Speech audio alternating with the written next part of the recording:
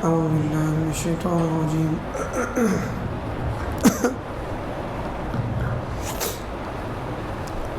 بسم الله الرحمن الرحيم. فليقاتل في سبيل الله الذين يشرون الحياة الدنيا بالآخرة ومن يقاتل في سبيل الله فيقتل أو يغلب فسوف نؤتيه أجرا عظيما وما لكم لا تقاتلون في سبيل الله والمستضعفين من الرجال والنساء والولدان الذين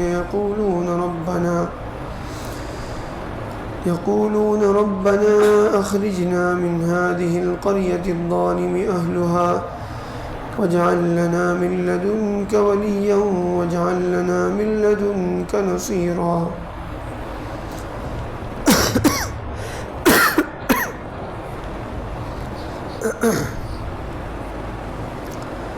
اللہ تعالیٰ کا ارشاد ہے، جو لوگ آخرت کے لیے دنیا کی زندگی کو داؤں پر لگا دیتے ہیں، ان لوگوں کو اللہ کے راستے میں جنگ کرنا چاہیے، اور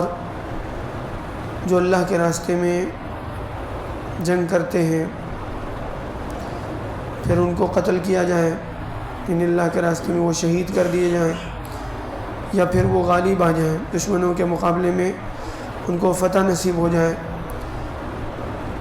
دونوں صورتوں میں ہم ان کو اجر عظیم عطا فرمائیں گے. بہت بڑا اجر اللہ تعالیٰ کی طرف سے ان کو دیا جائے گا جو اللہ کے راستے میں قربانی دیتے ہیں، جنگ کرتے ہیں، اپنی جان کو جو ہے قربان کرتے ہیں. اصل میں انسان ایمان والا، جس کو آخرت پر کامل یقین ہوتا ہے اور اللہ کے وعدوں پر پورا بھروسہ ہوتا ہے، تو وہ دنیا کی بڑی سے بڑی قربانی اللہ کے حکم پر دے سکتا ہے، اللہ کے دین کے لیے سب کچھ قربان کر سکتا ہے. اور جس کو آخرت پر یقین نہ ہو، اللہ کے وعدوں کا یقین نہ ہو، تو پھر وہ جو ہے دنیا کی کسی چیز کو جو ہے آخرت کے لیے قربان نہیں کر سکتا. تو آخرت کے وعدوں پر اللہ کے وعدوں پر، اللہ کے رسول صلی اللہ علیہ وسلم کی کہی ہوئی باتوں پر ایسا یقین ہو جیسے آنکھوں دیکھی چیزوں کا یقین ہوتا ہے. صحابہ کو یقین اتنا زیادہ تھا، ایسا یقین تھا اللہ کے وعدوں پر کہ وہ دنیا کی آنکھوں دیکھی چیز کو جھٹلانا ان کے لیے آسان تھا، لیکن اللہ اور اس کے رسول نے کوئی بات کہہ دی تو بس ختم. بعض موقعوں پر چونکہ اللہ کے وعدوں پر یقین ہے، آخرت پر یقین ہے، اور تو ان کو جو ہے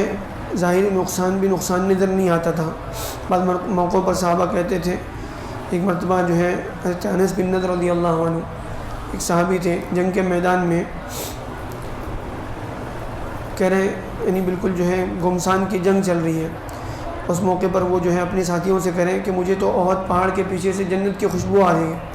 تو یہ اللہ کے وعدوں پر یقین تھا. وہاں جو ہے معلوم تھا کہ کتنی بڑی قربانی ہے، پھر اس کے بعد جو ہے زندگی کی ساری لذتیں ختم ہو جائیں گی بظاہر نہیں، لیکن اس کے بعد جو زندگی شروع ہوگی وہ ہمیشہ کی زندگی ہے، وہاں کی لذتوں کا کوئی جو ہے وہ اس کی کوئی حد نہیں ہے. اس لیے فرمایا وَمَا لَكُمْ لَا تُقَاتِلُونَ فِي سَبِيلِ اللَّهِ.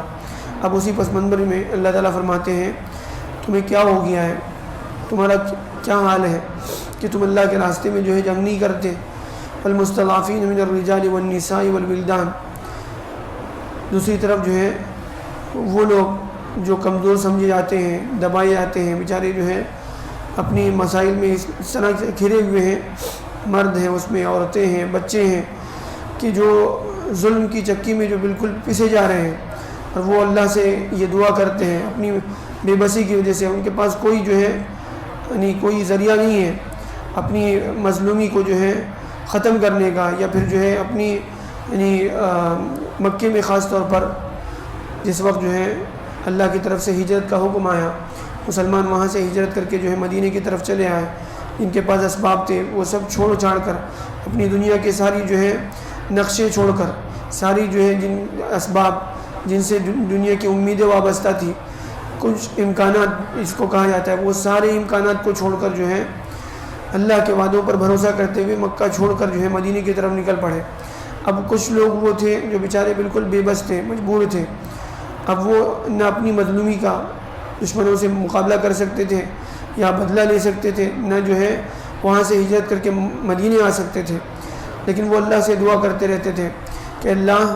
ربنا اخرجنا من هذه القرية الظالم اهلها، کہ اللہ ہمیں اس بستی سے نکال دے، اس بستی کے لوگ جو بڑے ظالم ہیں، بہت ظلم کرتے ہیں، وجعل لنا من لدنك وليا وجعل لنا من لدنك نصيرا، اور اللہ ہمیں اپنی طرف سے جو ہے ہمارا کوئی مددگار بنا دے، جو وجعل لنا من لدنك نصيرا، اور ہمارا کوئی ساتھ دینے والا، ہماری کوئی مدد کرنے والا جو ہے تو اپنے فضل سے جو ہے ہمارے لیے بنا دے، جو ہمیں اس مظلومی سے باہر نکالے۔ تو اللہ تعالیٰ ایک طرف جو ہے مسلمان وہ تھے جو مکے سے ہجرت کر کے اپنے سارے اسباب دنیا کی جو ہے سارے نقشے چھوڑ کر مدینے کی طرف آئے، دوسری طرف جو ہے وہ مسلمان تھے جو بیچارے مظلوم تھے۔ تو یہ اس وقت کے یعنی پس منظر میں کہا گیا۔ تو ایسی دنیا میں جو ہے قیامت تک اس طرح کے حالات جو ہے پیدا ہوتے رہیں گے۔ تو اللہ تعالیٰ ان لوگوں کو کرے کہ جو لوگ عافیت میں ہیں، جو لوگ اللہ کی طرف سے سہولت میں ہیں، جن کو دنیا کے اسباب دیے گئے ہیں،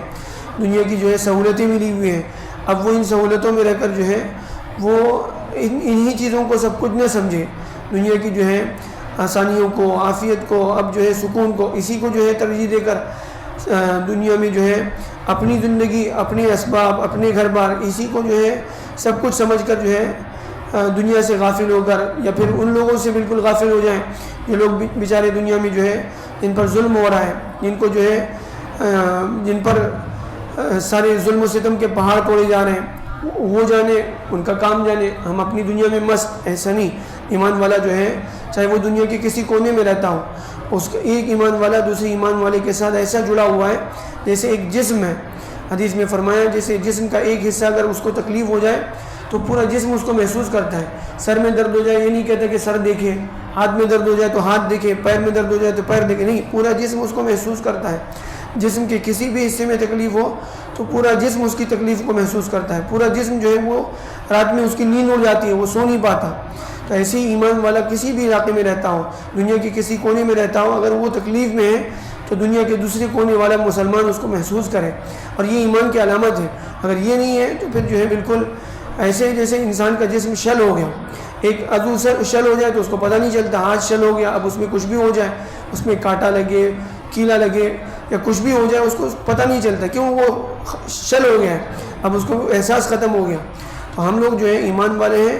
دنیا کے کسی کونے میں اگر مسلمان کو تکلیف ہوتی ہے تو اس کو دوسری دنیا کے کونے والا انسان اس کو محسوس کرتا ہے، اور یہ ایمان کی علامت ہے۔ اللہ تعالیٰ ہمیں عنایتوں سے صحیح سبق لینے والا بنائے۔